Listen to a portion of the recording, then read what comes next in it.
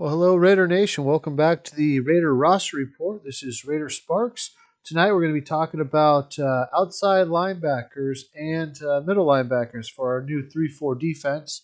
We'll take a look at some draft prospects that might fit in perfectly with our new system, and definitely a way to get after the quarterback a little bit more than we did in the years past. Here, it's definitely a different system, a different look of what we're looking for with the 3-4 type linebackers versus the 4-3 of what we had and kind of what we have now, that type of thing. But hey, just want to thank everybody again for subscribing to the channel, liking the videos, and sharing the comments. Definitely want to hear your thoughts. Just picked tonight because we're about halfway through the different position groups, so we've gotten quite a bit. And actually, I've got before we start with the linebackers and things like that, just kind of go over a few of the players. So of my top 10 best picks at 22, two of them we're going to go over tonight during the video. But no, actually the top two we'll go over tonight for the video. But at number 3, I would have Sauce Gardner. Number 4, Derek Stingley. Number 5, Traylon Burks, which I've had. I actually just wanted to comment on Traylon Burks a little bit. I've heard some analysis lately that he's only a slot, a big slot. He's going to play a slot, so maybe it doesn't make sense for the Raiders to take him. And I don't know. I do know he played a lot in the slot, and through his career in Arkansas, he played a lot more. I think it was like 77% of the time he played in the slot. But I mean, I don't. I think you more need to project where he's going to play in the NFL or where he could fit into your offense. Traylon Burks is a dynamic player. He's I think wide receiver number 1 just because he could do so many things. He's somewhat Debo Samuel esque, I guess, but a better red zone target. 6'3", 225, biggest hands in the draft. The guy could definitely help our red zone. He could play X, he could play Z, he could play slot, he could run in the backfield. Pretty much do whatever we want him to do. Obviously in college, most of the best players or a lot of the best receivers play in the slot. It has a lot to do with the size of the field, the hash marks, that type of thing, and the ability of the quarterback, and also the coverage alignments. A lot of it's zone, that type of thing. And you want to get your best player in the middle of the field as much as you can. I mean, look no further than us with Henry Ruggs. That was the biggest knock on Henry Ruggs. Is most of his big plays at Alabama were from the slot. We're like, well, we can't draft him. We've got Hunter Renfro. Well, that's what we drafted him. So, I mean, that's pretty short-sighted way to look at it. Another thing I would say, comment about that is like we're so fast to judge offensive linemen, especially tackles, and immediately label them as guards. And so, if we can project that, then I think we should be able to project where a receiver could play if he's 6'3", 225.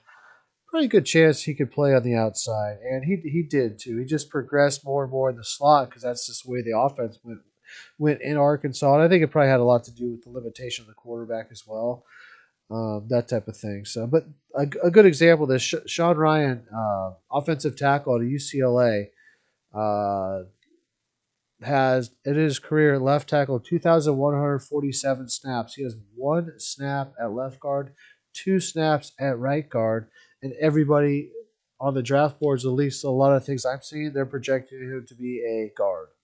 So regardless of what he did in college, automatically guard. So I think it would be pretty crazy to say that Traylon Burks is a slot receiver because 77% of the time he took snaps in the slot. I think it's more like you need to project where he's going to fit in your offense, where he's going to project in the NFL. So, anyways, that's just all I want to say about him. I heard some of that analysis. I think it was written by one of the mock draft shows, like PFF or PFN or something like that. They wrote that up, said he's going to be a big slot only type player. I just don't think that's correct.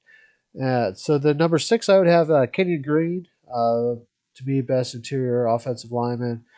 And then number 7, Devontae Wyatt, best 3 technique, my opinion. Number 8, we haven't gotten to that position group yet, so we're going to hold that. Number 9, Drake London. And by the way, Drake London did take place in the slot at USC. So, just so you know, not as much as Traylon Burks, but he was in the slot. But yet he's projected to be an X and go above in some mock drafts Traylon Burks, which I don't think. Well, we'll see what happens. You never know. And then number 10 for me would be Kyler Gordon out of Washington. That would be a stretch to take him at 22, but that would be the other player that I would put in that category. And so that's where we have it. So let's jump into the outside linebacker / linebacker group here and see what we can do with the draft for the Raiders this year. Again, please like, subscribe, and comments, especially on this video. It's hard to do the linebackers just because there's so many different types of linebackers.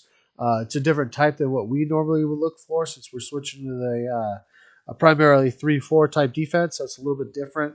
And, with free agency and obviously the linebackers we have, we don't know who we're keeping, who we're getting rid of, that type of thing. So how many linebackers are we going to carry? So it's a little challenging to go over it now. These are just my initial thoughts again. And I think my initial thoughts too. And then another big thing will be the pro days and the combine to see actually how athletic these guys are, because I really want to get super dynamic athletic guys to take this position for the 3-4 spot. So, but the first round, I slanted it towards the pass rush, so the outside linebacker role / edge rusher type. And to me, and this is my number one at 22 for the Raiders, would be David Jabo. I mean, 2 years at Michigan, basically had one dominant year. Redshirt sophomore, but just now learning the game of football. But I mean, just the ceiling on this guy is so high. 6'3" or 6'5", 250, prototypical type for an edge rusher. He has been 35 tackles, 12 tackles for loss, 11 sacks, and 5 forced fumbles. In my opinion, this guy, if he's at a 3-4 defense, stand up rusher, he can drop in coverage, but he will be the top 1 or 2 edge rushers. He'll be, in my opinion, if they do 2 edge rushers for or outside linebacker, rookie team, whatever you want to call it, he'll be on it. I just think he's going to have that much of a ceiling for the NFL. I think he's just learning the position. There's a lot of things you see. I heard his leg strength isn't quite there. He'll get that. That will develop. He's still really young. I have no doubt. But the bend is there, and just the ability already to understand the forced fumble. He's had 5 of them. I mean, think about that. He had, in a college season, he had 12 tackles for loss, 11 sacks, and 5 forced fumbles. It's tremendous. So the next guy would be number 2 on my top 10 list for the Raiders at 22 would be Trayvon Walker out of Georgia.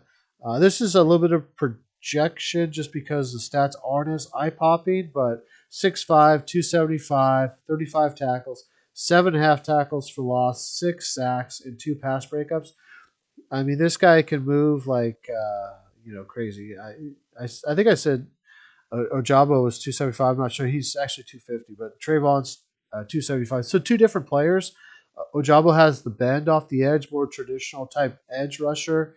Trayvon probably most likely will get picked at a 4-3 by a 4-3 team as a defensive end, and then be able to kind of go down into the tackle area. But I think I would take him for sure as a 3-4 stand up guy, blitzing from everywhere, put his hand in the dirt if you want him to, take snaps there.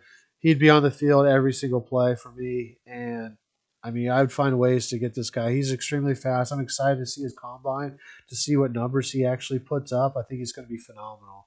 So David Ojabo and Trayvon Walker, if they happen to be there at 22, either one, I would take either one of them, regardless of my list. Those would be the top 2 guys on my list for the Raiders this year, and definitely high ceiling players. I know, Devin Lloyd. He's a redshirt junior. I believe he's been there 4 years. Actually, I think he's been there 5 years. And then I think he's a redshirt junior, so I think he's been there 4 years. And then obviously Jacoby Dean. Just have some hesitation on both those guys a little bit. I mean, they're both dynamic, great players. I just would rather get the primary edge rushers in the first round to get after the passer. over the traditional linebacker. Although both of those guys do rush the passer, I just have a little concerns with Lloyd a little bit. He plays a little flat-footed, uh, kind of a little Littleton like, where he kind of waits for blockers sometimes with some of the stuff I've seen. Definitely a tremendous player. I mean, he's a great player. He wouldn't be on my top 10 for first round linebacker, positional value, that type of thing. And then Nakobe Dean as well. I'm not sure he's actually 6 foot. They list him as 6 foot, but there's tape of him actually standing on his toes, trying to see across and diagnose the play. I mean, it's really hard to gauge the Georgia linebackers because the front four was so damn good. I mean, even Nakobe Dean, some of the other guys, Tyndall and Quay Walker, those guys. I mean, they basically just run free all game, so it's hard to understand what they're doing. Not to say they're not Lloyd and Dean aren't great players. I think they will be good players. I just have a little bit of hesitation with them, and I just look at the ceiling of Jabo and Walker and say, you know what, those are the guys that I would take in the first round. Those are the guys I actually consider like true first round guys. If Lloyd and Dean happen to fall a little bit in the second round, which I don't think is possible, then maybe same thing with Kingsley Nogberry and Arnold Ebiketie. Those guys are borderline first round guys. And I just think that for what this team needs right now, as we sit, there's other players and other positions I would take. Obviously, Jabo and Walker would be my first two if they happen to be there. But Sauce, if he was there, most likely he won't be. Derek Stingley, if he was there, as long as the foot checks out okay, medicals are fine, I would take him.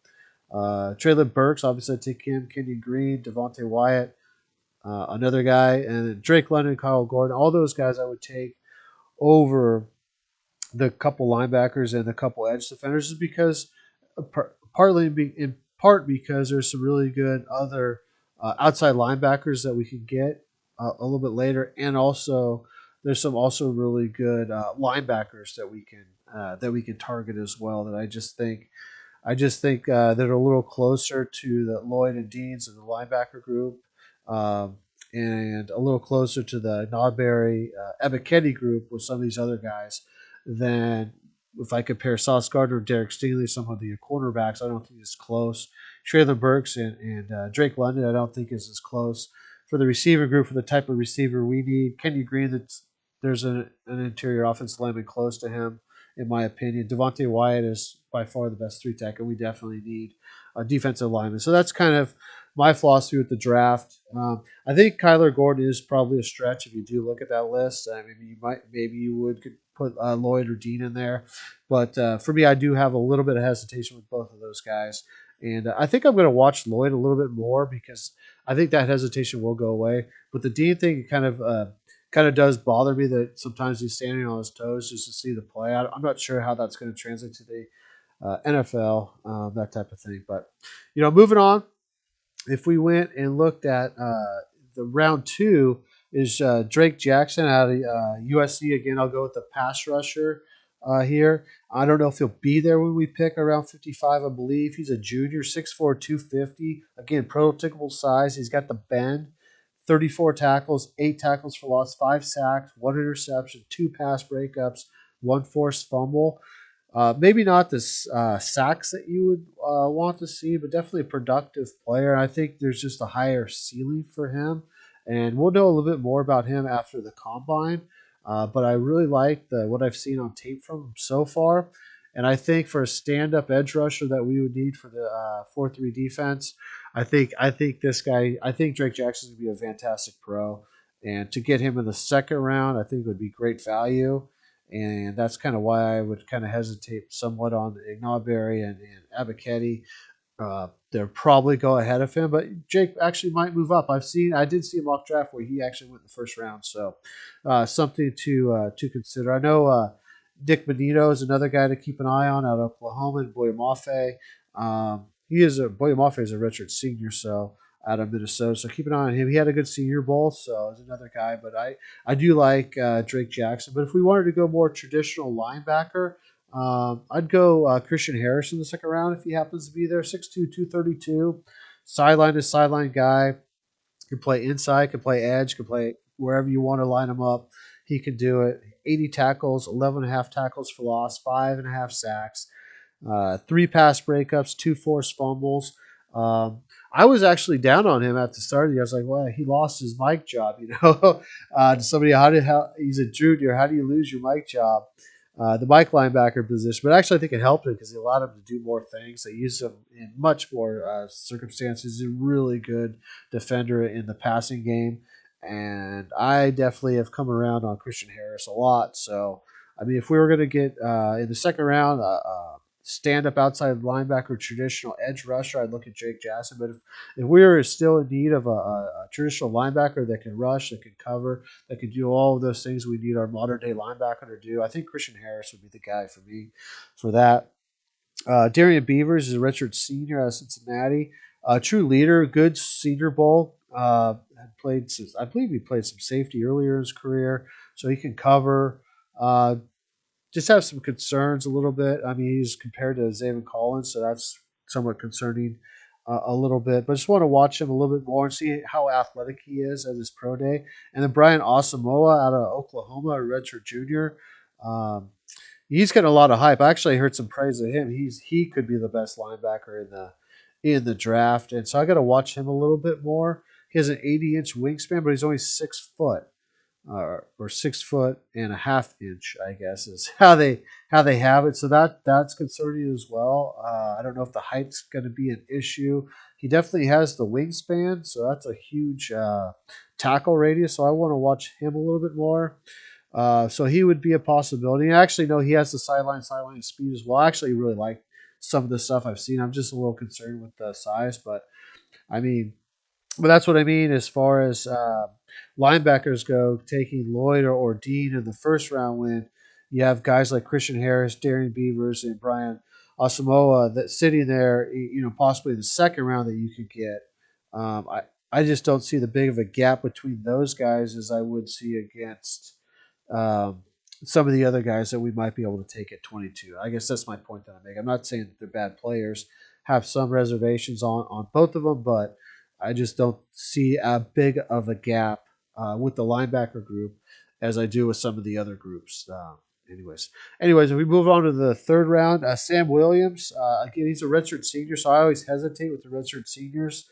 For whatever reason, I just think if you're 5 years in college, you probably should dominate. And actually, one of these guys, I think JoJo is 6 years in. So, but anyway, Sam Williams, another prototypical edge rusher, good size, 6'3", 268, 57 tackles, 15 tackles for loss, 12.5 sacks, 4 forced fumbles in SEC play. He dominated.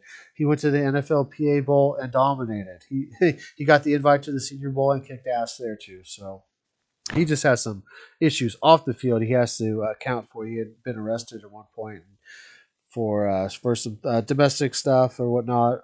So that's got to get cleaned up. If it does get cleaned up, he could be borderline first round talent, definitely second round talent, but he might fall all the way to the third. If he did, that'd be a steal for us to get Sam Williams at that pick for sure. But if we wanted to go for more linebacker, do it all linebacker, more kind of in the Christian Harris mold, Damian Clark, a senior out of LSU, 6'3", 245, huge size, had a huge year. He was supposed to be the man the year before and just kind of didn't work. They gave him the number 18, which is significant to LSU. It's basically the highest character guy, the off the field guy. So he wore that number, and they actually brought in more recruits, high profile recruits actually at LSU for this last season. And Damian Clark said, "Nope, that's my spot. I'm taking it." They couldn't get him off the field. They thought he was going to be a 2-down linebacker or maybe a specialist pass rusher. He was the heart and soul of that defense. A lot of these guys quit on this defense, but he did not. 6'3", 245, 135 tackles, 15.5 tackles for loss, 5.5 sacks, 2 interceptions, 3 pass breakups, and 2 forced fumbles. This guy was an absolute monster. He can cover, he can blitz, he's sideline to sideline speed. He can play inside, outside, whatever you need this dude to do on the football field, he can do it. He's very long athlete. He's got a big tackle radius, long strides. So I'm not sure of his change of direction. That's really the only question as far as that. But I think with his length, I don't think it's going to be a problem. You know, probably a third round guy if linebackers fall, as they kind of do. That could be, but I mean, that's a dominant performance I just read out. And that's SEC play.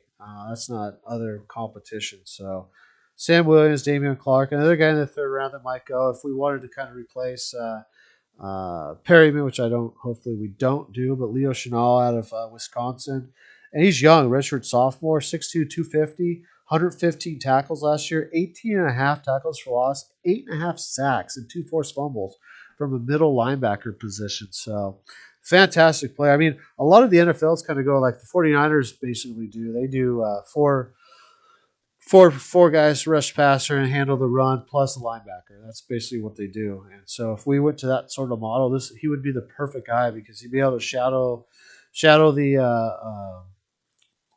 or handle the run. He's great in the running game, but shadow the quarterback and then blitz when he sees the opportunity and he's able to get home.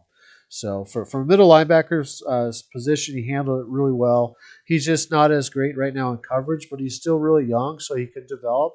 The combine is going to be huge for him. See how athletic he really is, but could be a terrific player for us if we were concerned with Perryman. Or if Perryman, I know he's under contract, but maybe he wants to move on. Maybe he wants to go back with Bradley and get traded or something like that. Then Leo Chenal would be a great pick for us to man the middle of the defense. Um, there's other guys here too, though. You know, Quay Walker, like I said, tough. Channing Tindall, Troy Anderson's getting a lot of buzz from Montana State. All these guys are seniors. Um, Troy Anderson, I haven't really seen enough of him or not, but I just of the little bit that I have seen, he definitely, to me, doesn't beat out the Leo Chanels or the Damian Clarks. I know Chad Muma is sort of in the mix here. Chad Muma actually might be second round, but again, doesn't beat out to me Christian Harris or Beavers or Osmoa, those guys. I think those guys later in the draft would make sense to me, but not sort of where they're projected now in the second and third rounds. I'll be like Quay Walker and Channing Tindall. I don't know how to grade them at all because it's tough to watch. You almost have to just go off their measurables just because that Georgia defense was so damn good. It's just hard to figure out. But everybody, let me know how I'm doing so far. If I've overvalued or undervalued somebody, if you think one of these guys would be better off in the system, let me know. We'll go back and watch more tape, and we got time to figure it all out. And again, we got the combine, so please like, share, subscribe, comment. Let me know how we're doing so far because we're kind of getting into day 3 now. One of the guys, if he happens to get into day 3, which I don't think he will, Jessie Lucata out of Penn State, 6'3", 251, 61 tackles, 8.5 tackles for loss, only a half a sack and 2 interceptions. So he plays linebacker, got great length. He can kind of do it all. Honestly, I would put him on it at the edge and just let him go after the quarterback and drop back into coverage sometimes. Would be his role. I think would be an appropriate role to start with, and then eventually go into a linebacker role. But he would be a tremendous. If he's there at round 4, and we haven't addressed the position yet, then by all means, definitely go for it. Same thing with the next guy, Brandon Smith, again out of Penn State. Penn State's got some terrific athletes, but he's a true junior. I actually think Brandon Smith should have stayed in college longer. 6'3", 241, 45 tackles, only 2 sacks and 1 forced fumble. So not the production you might want, but look at the length on him and the speed. Supposedly he runs a 4.38. Again, I would draft him in the 4th round all day long and put him on edge and just see what happens because I think some good things are going to happen with this young man. He's very young, so I definitely would take him as a projection for that round.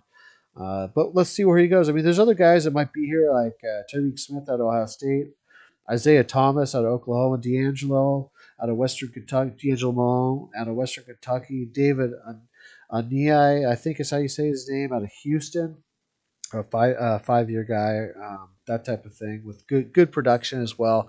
So there's a lot of guys here that we're going to be taking a look at, especially after the combine. But right now, I just kind of want to highlight Jessie Lucata. He had a good Senior Bowl, and Brandon Smith as well as potential guys for the Raiders to keep an eye on. Then if we get down to the 5th round, James Houston, he was with Florida as a traditional as a linebacker didn't do as much. Transferred to Jackson State. They put him on the edge, and wow, what stats? He's 6'1", 240, so a little shorter. But it says here 14 and a half sacks. Actually, I think he finished with 16 and a half sacks, 24 tackles for loss, 7 forced fumbles, 8 quarterback hits. I mean, just a monster season on the edge. Got the invite to the NFL PA Bowl. Did really well. Actually, did so well. He got invited to the Shrine Bowl, kicked ass there too. And it's funny because I watched both those games. And he was looked a little awkward at linebacker. A little bit out of place at linebacker. Still made some big plays. Dropped in coverage and did a good job dropping in coverage.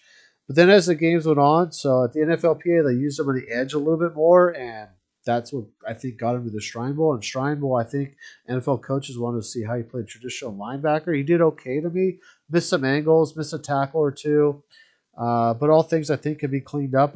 But as the game went on, they started putting him at edge, and he started kicking ass again. So I would put him at edge. Same thing I would do with Brandon Smith and Jessie Lucata. Again, 5th round here. I don't know where he's going to go. Small school or whatnot. But yeah, I would definitely do that. And then another guy I really liked, I was trying to and started watching a little bit, Jeffrey Gunther, 6'4", 260. More of a traditional defensive end, but he would profile well at the 3-4 because he did drop into space sometimes. 36 tackles, 8.5 tackles for loss, 5.5 sacks, 2 forced fumbles. Did well at the Shrine Bowl. And so, I mean, if we wanted to get a little bit better on the edge of the running game, and still have some pass rush ability, this would be a great guy to pick. I mean, he's out of Coastal Carolina, and I think right now they have around the 6th round. I think he's going to move up a little bit. I mean, he's got good length, he's got good strength, and just he probably would go to a 4-3 team, but he could definitely play 3-4, stand up, hand in the dirt, give Max and Yannick a break, replace Farrell if we want him to do that, or replace Nassib, and just give us some great depth at the position, and also help us in the run game as well because he's a pretty good run defender. So another guy to keep an eye on. Another guy I'm really looking forward to see his combine, Joshua Ross out of Michigan. He'd be an inside middle linebacker. He's been there 5 years, but last year 106 tackles, 9 tackles for loss, only half a sack, 2 pass breakups, 6'1", 230 guy. So Michigan kind of runs a similar defense, kind of a 3-4 kind of look. So he'd be interesting to see. I'm kind of waiting to see his measurables, that type of thing. Another guy that's intriguing to me is Aaron Mosby out of Fresno State. He's a 5-year guy, but they had him 2 years as a DB, 2 years as a linebacker. Then last year they moved him to defensive end. 6'4", 224, 40 tackles, 15 tackles for loss, 6 sacks, 3 pass breakups, and 6 forced fumbles. So this guy's all over the ball. I mean, Javon White, he's kind of like that, but this guy's way more productive than Javon White. So I'm definitely interested to see his pro day. I don't think he's at the combine, but definitely his pro day to see how he does. Those are great numbers, and probably maybe even a UDFA type guy. But this guy could do it all. He can stand up. He can cover with his safety background. He can get after the quarterback. I mean, this is a guy that we should be definitely targeting late round or UDFA. Another guy I have my eye on is DeMarco Jackson out of App State, 4-year guy, 6'1", 229. Had 119 tackles, 20 tackles for loss, 6 sacks, an interception, 5 pass breakups, and 2 forced fumbles. The knock on him is his speed, but I want to see his pro day to see if actually that's true because his numbers are phenomenal. So there's a lot of good talented outside linebackers and linebackers as well. Again, I think I mentioned JoJo Doman, another guy I think was going to fall into the sort of middle rounds. But again, I think like a player like that, he's been there 6 years. He's somewhat maxed out in my opinion, but we'll see how it goes. But anyways, a lot of good players. I highlighted definitely 11, 12 players, something like that. I gave you my top 10 list now, except for missing one player, which we'll get to next time, and it's a safety. Just so you know, we'll do the safeties next time. But anyways, definitely like, share, subscribe to the video, make comments. Want to see? Let me know if I missed somebody, if I've overvalued, undervalued somebody.